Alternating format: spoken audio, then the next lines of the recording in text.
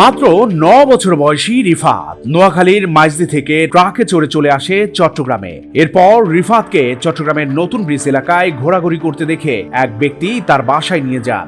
খবর দিলে পুলিশ এসে তাকে উদ্ধার করে এবং পরে পরিবারের হাতে তুলে দেয়। 26 জানুয়ারি রোববার সকালে শিশু রিফাতকে তার মায়ের কাছে ফিরিয়ে দেন কর্ণফুলী থানার ওসি মোহাম্মদ শরীফ। মোহাম্মদ রিফাত নোয়াখালীর বেগমগঞ্জের সয়ানি এলাকার নার্গিস আক্তারের ছেলে বলে জানা গেছে। তার বাবার নাম রাসেল। এর আগে 24 জানুয়ারি রিফাত নোয়াখালীর মাইজদি এলাকা থেকে অজ্ঞাত একটি ট্রাকে চড়ে চট্টগ্রামে চলে আসে।